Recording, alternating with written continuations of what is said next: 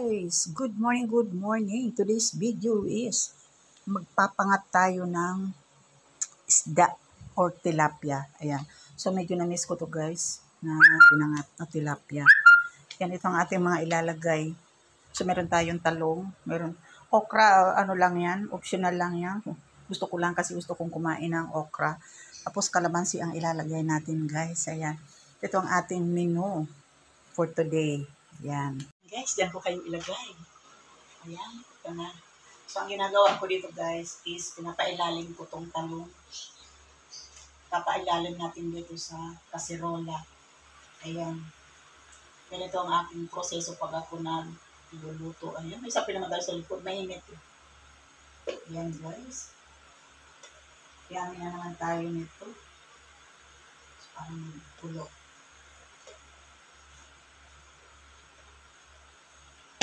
Ayan.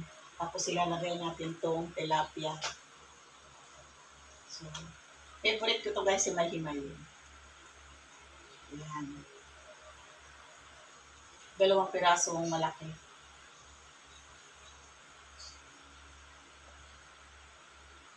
Ayan guys, ito ang ating menu for today. Good. So, iibabaw ko ang okra. Ayan. Hindi, ano naman talaga to guys, kung gusto nyo lang lagyan. Ayan. Tapos sili na pang sigang. So meron yan. Kamatis. Lagyan natin din sa ibabaw. Ayan. Sibuyas. Sibuyas kung maliit lang. Tama lang isang gamit. Ayan, lagyan na natin. Sibuyas. Ayan guys. Ito ang ating ano. Tapos, syempre hindi mawawala to.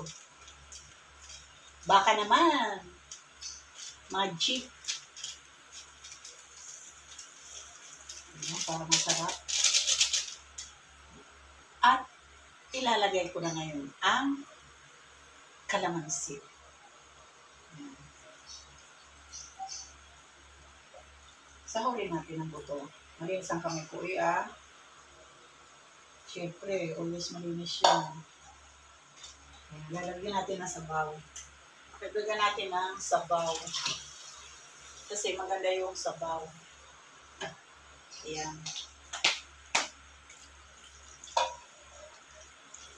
So, napapasarap naman tayo ng kape.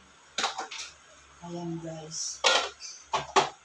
And then, uy. Diba, syempre, dapat may asin. Kala mo naman, ang hirap gawin ito. Hindi po. Ayan.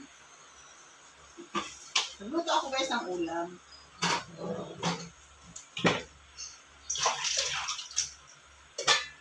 Tapos, ayun na guys. Sasalang na natin yan. Hanggang sa mamaya guys. Mumukbangin ko yan. Guys, ayan na. Ang ating pinangat. Ganyan ako magpangat guys. Ayan. Parang sinigang. Pero medyo tuyo siya.